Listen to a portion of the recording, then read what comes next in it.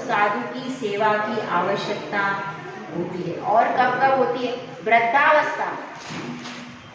वृद्ध साधु है और वृद्ध साधुओं का शरीर थक जाता है, उनको अभ्यास नहीं है। जो साधु युवावस्था से दीक्षा लेते हैं उनको वृद्धावस्था में इतनी वैयावृत्ति की आवश्यकता नहीं होती। क्यों?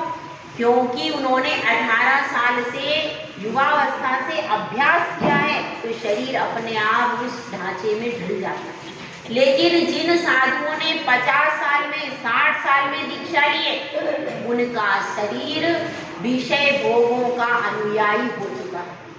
अब उस संस्कार को तोड़ने के लिए फिर उनको वैयावृत्ति का सहारा लेना पड़ता है, क्योंकि अब इतने 50 साल में वो शरीर कैसा हो गया? मजबूत हो गया। उसी प्रकार के उनके भोग के संस्कार उस शरीर के पड़ गए। तो अब वह चाहते तो हैं हम सामायिक करें, हम प्रतिक्रमण करें, लेकिन उनका शरीर जो पूर्व में 50 साल से अभ्यस्त हो चुका है, वह शरीर उस तरह से तैयार नहीं होता। इसीलिए उस शरीर को यदि सेवा कर दी जाए तो वह थोड़ा सा एक्टिव हो जाता है। तो यहाँ पर यही बात चल रही है कि उनकी गुणों के अनुराग से, भक्ति से उनकी जो वैयावृत्ति की जाती है, सेवा की जाती है, उसका नाम क्या है? वैयावृत्ति। केवल पैरों को दबाना वैयावृत्ति नहीं। केवल अपन आए और अपन ने चरणों को दबा दिया, यह नहीं। आपको ज्ञात होना चाहिए कि क्या शरीर की प्रकृति है, कैसा हमको तेल लगाना है तो कैसा प्रयोग करना है, और उस शरीर को किस तरीके से दबाया जाए। मान लो शरीर में गांठें पड़ी हुई हैं तो उसकी वैयावृत्ति किस तरह से की जाएगी। लंबे समय का विहार करके साधु आ रहे हैं तो वैयावृत्ति किस तरह करनी है। गर्मी तेज है तो कौन से तेल का प्रयोग करना है, कौन सी वस्तुओं का प्रयोग वैयावृत्ति में करना है। और उनके शरीर में वात का रोग है तो कौन सी औषधि का प्रयोग करना है। वात पित्त कफ, यानी उनके शरीर की प्रकृति को भी देखना है, वातावरण को भी देखना है और स्वयं की शक्ति को भी देखना। ऐसा भी नहीं है कि आप वैयावृत्ति करते करते इतने बीमारी हो गए। एक लिमिट में जितनी आपकी शक्ति है उतनी आपको सेवा करनी है। तो इस तरह से यहाँ पर बता रहे हैं, खाली हाथ पैर दबाना ही वैयावृत्ति में नहीं है, उनके अनुकूल चलना। आचार्य ने एक परिभाषा दी है, वैयावृत्ति की परिभाषा ये नहीं है कि आप गुरु के चरण दबाओ। वैयावृत्ति की एक परिभाषा ये भी है, गुरु के अनुकूल चलो।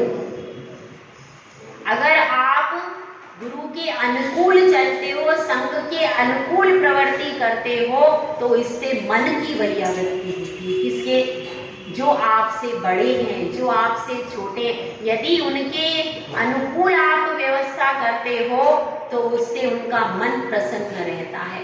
और शरीर तो मन के आश्रित है। कहते हैं मन चंगा तो यदि साधु का मन स्वस्थ है, भले ही उसका शरीर अस्वस्थ है, वो लेट के भी माला ही फेरेगा। भैया सही है कि नहीं?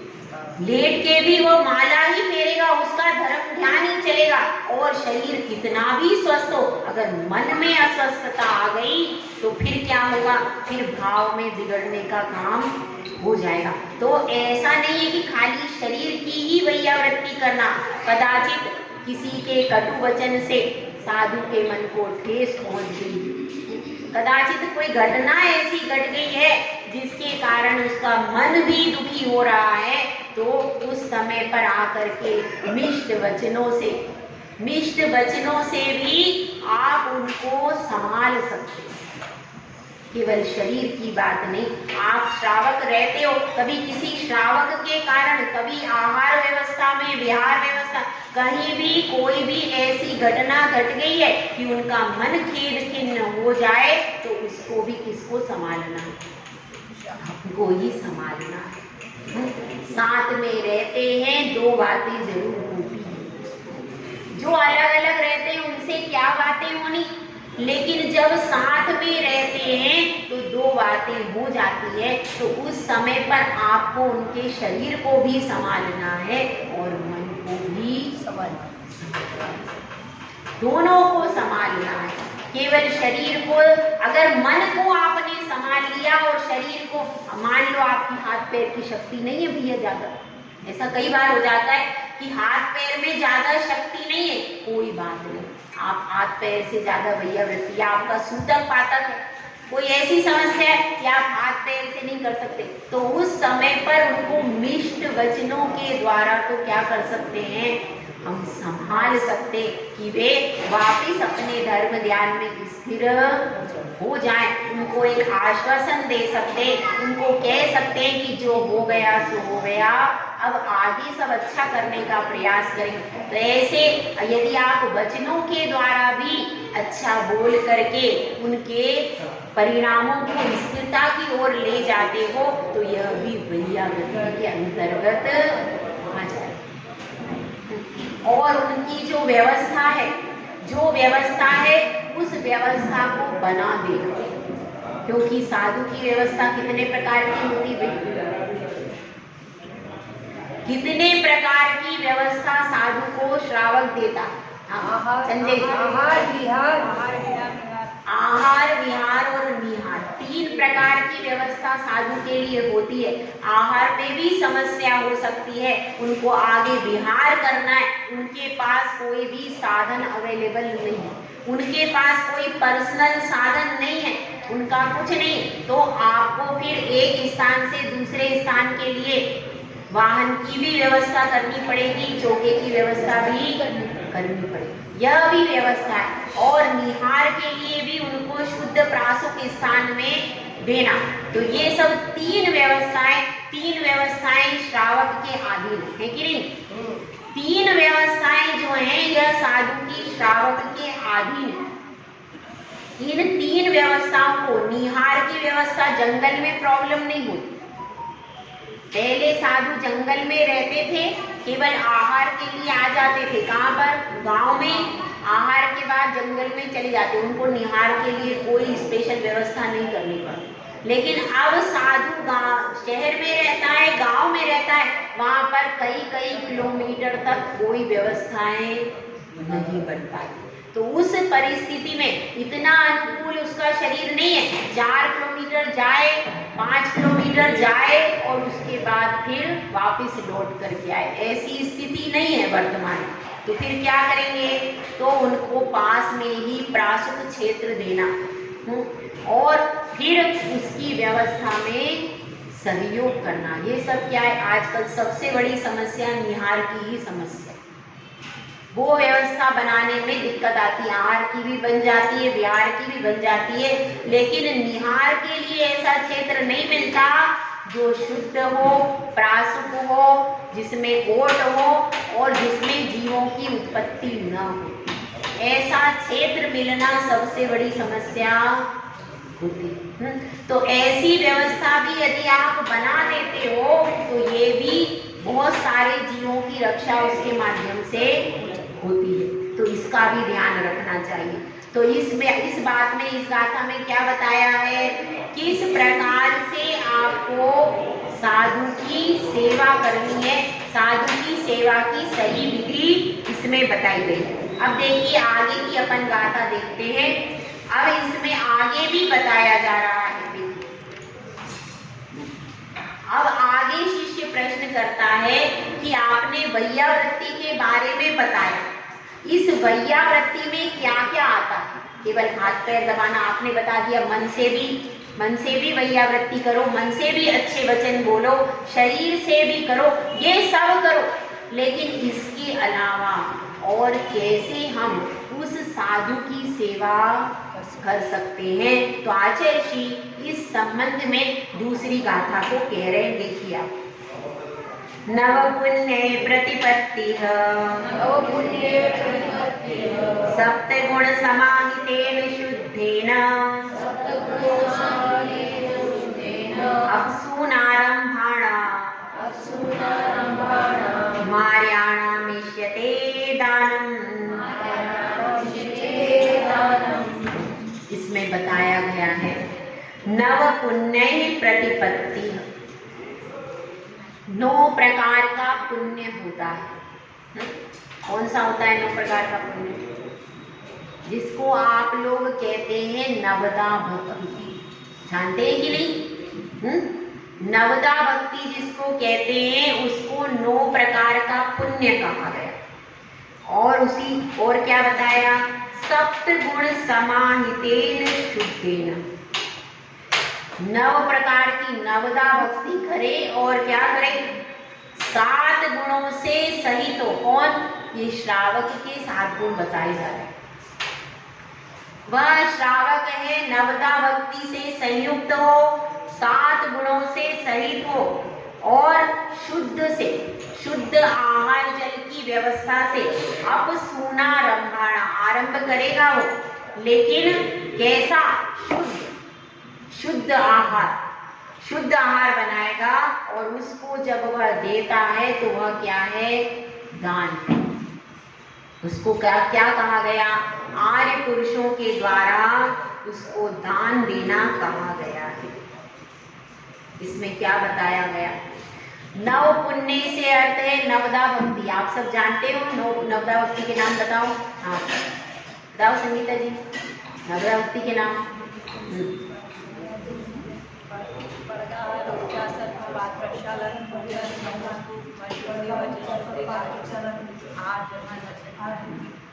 सबसे पहला क्या है? पड़गाहन। पड़गाहन का मतलब क्या है? ये वास्तव में शब्द है प्रतिग्रहण।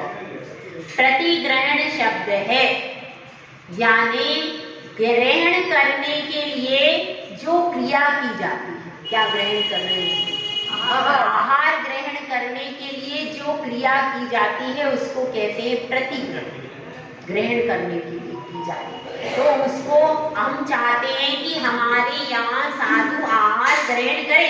इस भावना से श्रावक क्या करता है?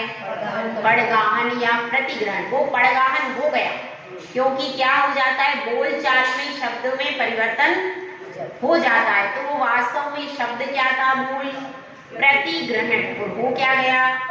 पड़गाहन हो गया। तो पहली नवदा भक्ति क्या होगी? पड़गाहन। उसके बाद क्या है? नहीं। पड़गाहन कैसे करते हैं? पड़गाहन की सही विधि क्या है भाई? कैसे करते हैं?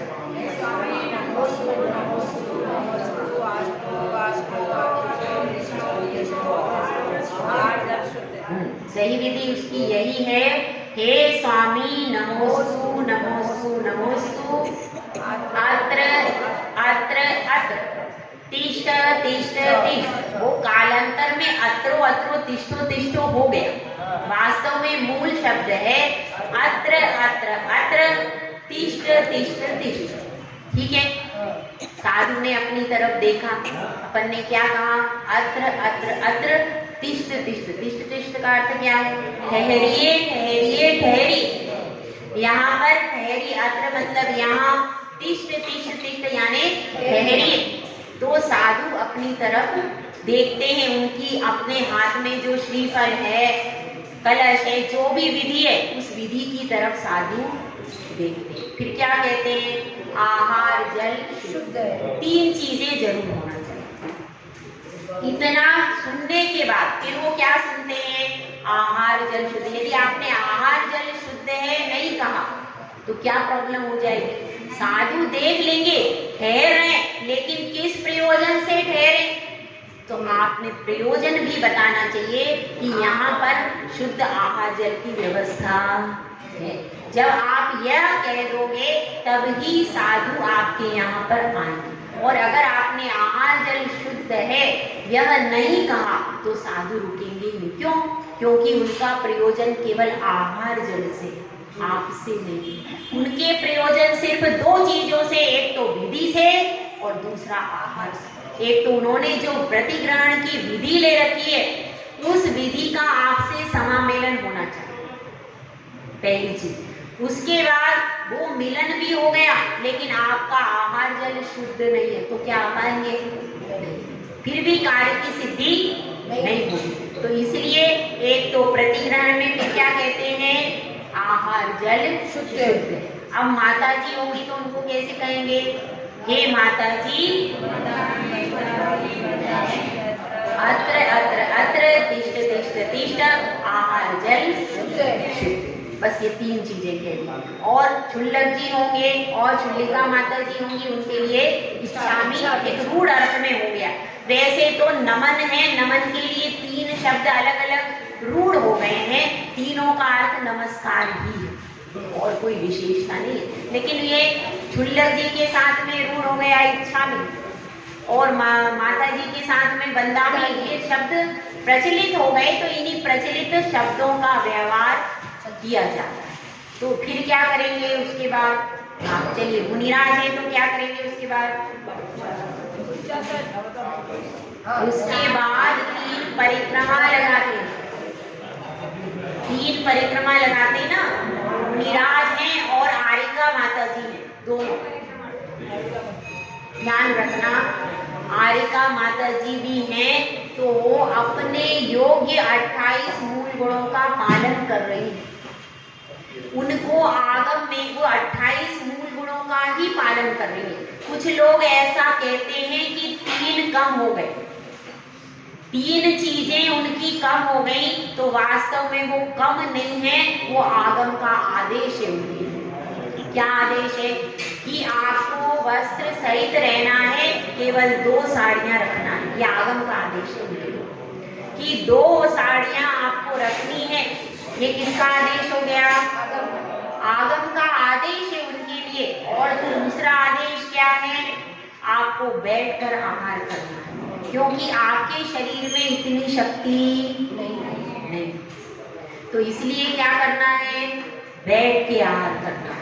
और तीसरा क्या है? जब विशेष परिस्थिति आपकी हो जाती है उस समय पर आपको स्नान करना है। जब विशेष परिस्थिति की बात है, विशेष परिस्थिति होती है तब आपको स्नान करना है। रोज का स्नान नहीं बता रही, ये भी ध्यान रखना। रोज के स्नान का निर्देशन नहीं है, केवल विशेष परिस्थिति होगी तब आप स्नान करेंगे। और कब स्नान करते हैं? समाधि के समय। किसी माता जी की समाधि हो जाए, आचार्य श्री महाराज जी की समाधि हो जाए संग में, तब फिर स्नान किया जाता है। हाँ, आरिका माता जी 3 दिन मौनी है। ठीक है। तो अब यह बात चल रही है अपनी कि सप्तगुण समाहिते। नवदा भक्ति में क्या हो गया? पड़गान, उच्चासन, उच्चासन, फिर उसके बाद पड़गान करके कैसे लाएंगे? फिर आप बोल दीजिए आहारशाला में प्रवेश कीजिए। भोजनशाला एक सामान्य शब्द है, बोल देते हैं तो उसमें कोई विशेष बात नहीं है, लेकिन भोजन की प्रचलित शब्द है, इसीलिए आहार को विशेष करके आहारशाला भी बोला जाता है। उसके बाद आप बोल दीजिए आहारशाला में प्रवेश कीजिए। ठीक है, इतना भी बोल देते हैं तो कोई दिक्कत वाली बात नहीं, लेकिन आपको बोलना पड़ेगा आहारशाला में प्रवेश कीजिए। यदि आपने यह शब्द नहीं बोला तो साधु आहारशाला में प्रवेश नहीं कर। ठीक है। फिर उनका 3 परिक्रमा लगा ली। और परिक्रमा लगाते समय ध्यान रखना चाहिए, नीचे कुछ अशुद्ध वस्तु पड़ी हुई है, जीव जंतु आदि घूम रहे हैं, पीछे से गाड़ी आ रही है, सब चीजें हैं, और इधर भी गाड़ियां खड़ी हुई हैं, स्वयं कई गाड़ियां भी। तो आप ऐसा नहीं करना कि गाड़ियों से छू जाओ, अथवा कोई गाड़ी आ रही है तो आपको टक्कर मार दे। इतना आपको ध्यान, या तो एक व्यक्ति को खड़ा रखिए कि भाई परिक्रमा लगा रहे हैं, जब तक जो गाड़ियां आ रही हैं उनको 2 मिनट के लिए रोक दो। अगर सड़क पर पड़गान हो रहा है तो उस समय पर विशेष सावधानी रखना चाहिए, ताकि आपकी जो परिक्रमा लग रही है उस समय पर आपका पांव किसी जीव जंतु के ऊपर ना पड़ जाए, कोई कपड़ा आदि अशुद्ध वस्तु पड़ी हुई है उस वस्तु पर ना पड़ जाए, और साथ ही नीचे देखते हुए परिक्रमा लगाना चाहिए। अगर पड़गाहन मंदिर में है और आप अपने चौके तक ले जा रहे हो तो रास्ते में ईरिया समिति का पालन करते हुए चलना चाहिए। आप शुद्ध वस्त्रों में जा रहे हो, ईरिया समिति का पालन रास्ते भर करते हुए, क्योंकि चौका आ जाता है फिर 2-4 जने दौड़ते पड़गान करना है। अगर आपको पड़गान करना है तो थोड़ा पहले ही पहुंच जाइए। चौके के समय में साधु के साथ में चल रहे हैं और आप दौड़ रहे हैं तो कुछ साधु तो वापस भी लौट जाते हैं। देखा हो, अगर चौके ज्यादा है तो साधु वापस भी लौट जाएंगे, लेकिन जहाँ चौका एक ही है वहां पर द्रव्य, क्षेत्र, काल, भाव की परिस्थिति के अनुसार निर्णय लेना पड़ता है।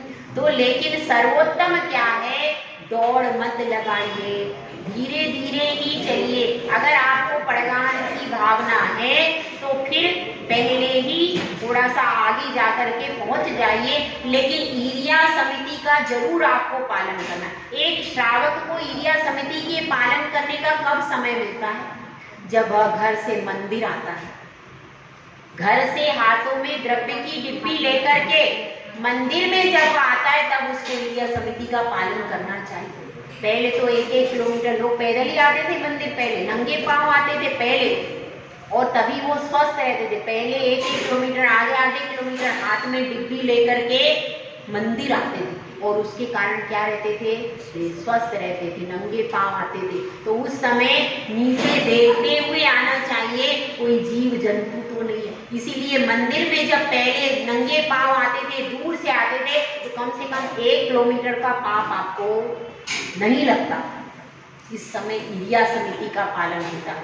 और किसका पालन होता है, और कब कब कर सकते हैं, और कर सकते हैं जब साधु को चौके में लेकर के जा रहे और आप शुद्ध वस्त्र पहनकर पड़गान के लिए मंदिर में आ रहे। जब आप शुद्ध वस्त्र पहन लिया तो इसका मतलब सीधा सीधा है, अब आपको 4 हाथ भूमि देखकर चलना है। अगर आप घर से भी अभिषेक के वस्त्र पहनकर मंदिर आ रहे हो तो आपको विशेष तौर से भूमि का ध्यान रखना है। जहाँ पर पानी आदि बह रहा है उस जगह पर पानी में भी पाँव नहीं रखना। पानी भी उसमें किस तरह का है, क्या है, कुछ अता पता, सूखे स्थान पर और भूमि को देखते हुए बहुत व्यवस्थित आना चाहिए, क्योंकि जरा सा भी आपका कहीं भी आपने अशुद्ध वस्तु पर पैर पड़ जाएगा तो क्या होगा, तो आपकी शुद्धि फिर गई। और फिर जो आप आहार दोगे, भले आपने आहार बहुत अच्छा बनाया लेकिन आपने रास्ते में असावधानी कर दी तो फिर आपका सब आहार कैसा हो गया, अशुद्ध। ठीक है।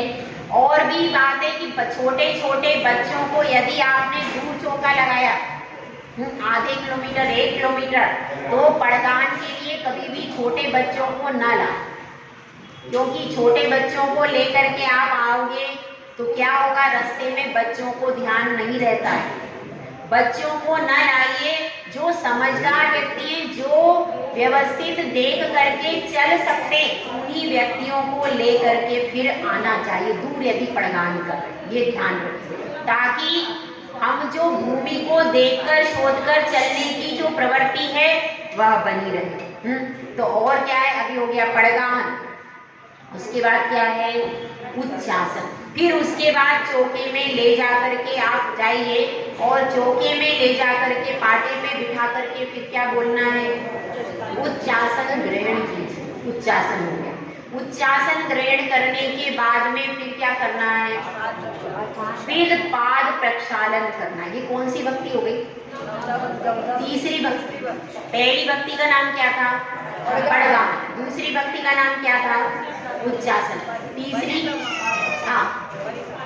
पड़गाहन, उच्चासन। दूसरी भक्ति उच्चासन है। उसमें क्या कहते हैं, हे स्वामी या हे माता जी उच्चासन ग्रहण कीजिए, ये कहना चाहिए आपको। अगर आपने उच्चासन ग्रहण कीजिए ये नहीं कहा है तो माता जी पाटे पे नहीं बैठ सकती, महाराज पाटे पर नहीं बैठ सकते। आपको कहना होगा क्या, हे स्वामी उच्चासन ग्रहण कीजिए।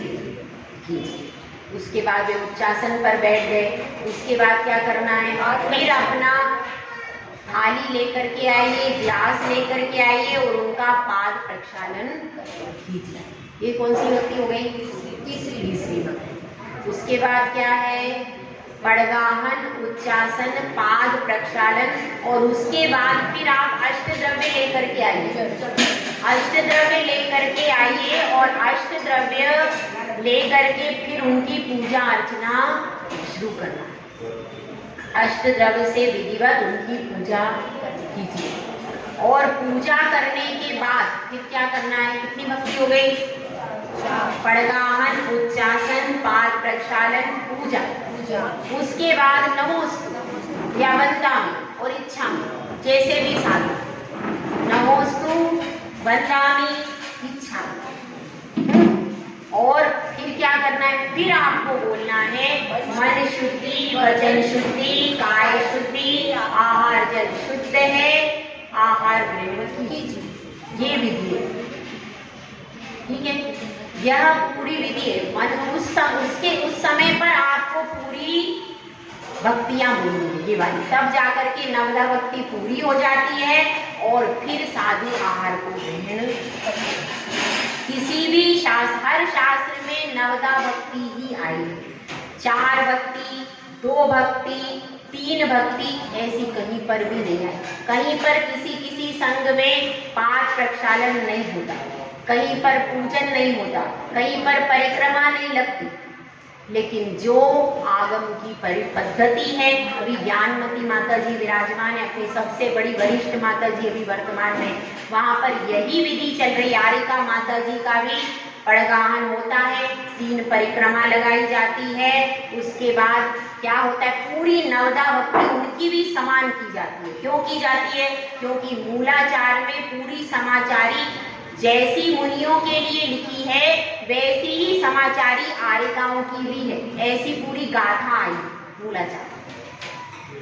जैसी समाचारी मुनियों के लिए गई है वैसी ही समाचारी आरिकाओं की भी है। सिर्फ 3 आगम के आदेश दिए गए हैं। वो 3 आगम का आदेश कौन से? बैठ करके आहार करना, स्नान करना और वस्त्र धारण करना। तो अगर उनमें कोई अंतर होता तो आचार्य श्री कह सकते थे कि भाई आरिकाओं का ये नहीं करना, ऐसा कुछ कहा नहीं। तो जो बात नहीं कही अपने दिमाग से अपने को नहीं लगाना है। समझ में आया ना? नव पुण्य इसमें भी स्पष्ट लिखा है। और ये आचार्य समंतभद्र स्वामी प्राचीन है कि नहीं? हमारे लिए अनुकरणीय है कि नहीं? है, हमारे लिए अनुकरणीय। जहां जहां भी आप आगम में देखोगे सब जगह नवदा भक्ति की बात आएगी कि नहीं? सब जगह नवदा भक्ति की बात आएगी। तो अपने को नवदा भक्ति पूर्वक मुनि और आरिका को आहार देना चाहिए। ये आगम की बात है। इसमें भी यही लिखा है कि 9 प्रकार का पुण्य है। तो पहला कौन सा हो गया? पड़गाहन, उच्चासन, पाद प्रक्षालन, पूजन, मन शुद्धि, वचन शुद्धि, काय शुद्धि, आहार जल शुद्ध। आहार जल शुद्ध ये हो गया। ये हो गई पूरी नवदा। पड़गान है ना, पड़गान पहले ले ही लिया था। तो ये पूरी नवदा भक्ति है। इसी नवदा भक्ति से मुनियों को आहार दिया जाता है। इसी नवदा भक्ति से किसको? आरिकाओं को दिया जाता है। और क्षुल्लक और क्षुल्लिका माता जी को क्या क्या अंतर आ जाता है? सिर्फ एक अंतर आता है। क्या अंतर आता है बताओ? हाँ, उनकी परिक्रमा नहीं लगाते, केवल एक परिक्रमा नहीं लगाते हैं और एक पूजा के स्थान पर अर्घ चढ़ाते हैं। इतना बस अंतर आता है। और यह प्रचलन कहाँ से है? तो प्राचीन परंपराओं से चला आ रहा। जो हमारे गुरुओं की परंपरा से जो चला आ रहा है वही हमारे लिए अनुकरणीय। जो प्राचीन चला आ रहा है, क्योंकि हम सब आगम, एक तरफ तो आगम होता है, एक तरफ आराती परंपराएं होती है। 2 प्रकार की चीजें होती हैं। एक तो वो चीजें हैं जो आगम में स्पष्ट तौर से लिखी हुई, और दूसरी प्राचीन आचार्यों की परंपरा क्या कह रही है, यह भी महत्वपूर्ण है। अभी वर्तमान में कौन सी? ज्ञानमती माता जी है। ज्ञानमती माता जी हैं अभी सबसे प्राचीन आरिकाओं में वो ही है। और उनके पास किस तरह की चीजें हैं, किस किस तरह का उनका परिधान हो रहा है, वह सब हमारे लिए अनुकरणीय। हमको केवल जो पद चिन्ह दे गए हैं आचार्य परमेश्वरी, जो पद चिन्ह हैं उन पद चिन्हों का ही अनुसरण करना है। अपने शास्त्र नहीं लिखना भैया, अपने शास्त्र नहीं लिखना।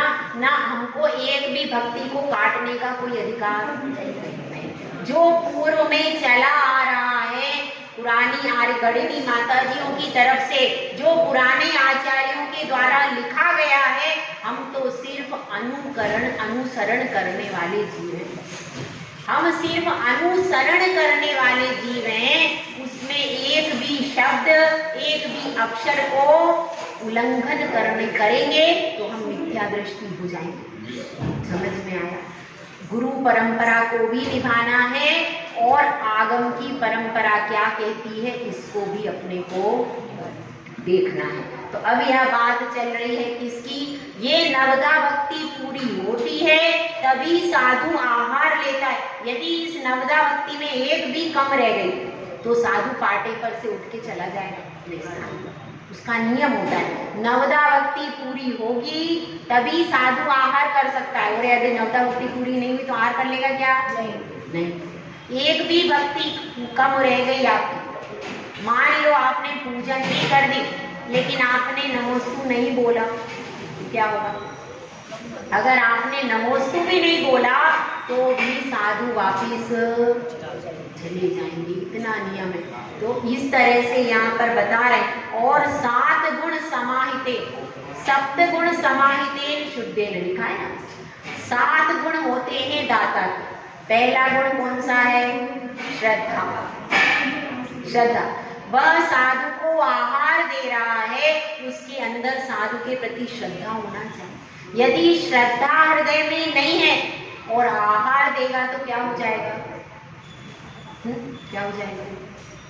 श्रद्धा के बिना यदि आहार देता है तो वह सम्यक दर्शन से रहित हो जाएगा।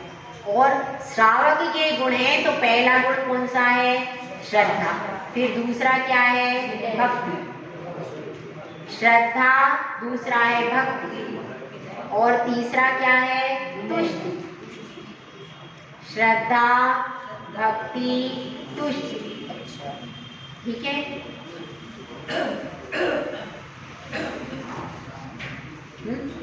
3 गुण लिखे, ये 7 गुण है। श्रद्धा, भक्ति, तुष्टि, निर्लोभता, लोभ नहीं होना चाहिए। ठीक है? निर्लोभता, शक्ति,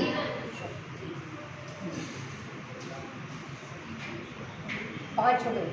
अब 2 गुण का वर्णन कल बताएंगे क्योंकि ये बहुत विशेष व्याख्या है।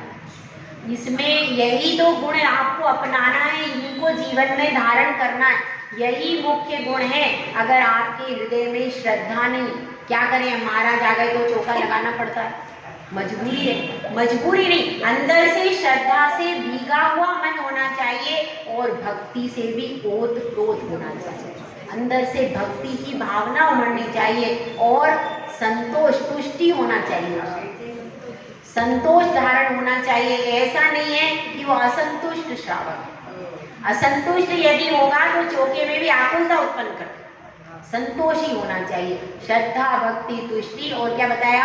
उसको किसी प्रकार का लोभ नहीं होना चाहिए कि मैं साधु को आहार क्यों दे रहा हूँ, इसलिए मैं आहार दे रहा हूँ कि उससे मुझे कई सहज गुना मिल जाएगा, कई सहज गुना मुझे मिल जाएगा।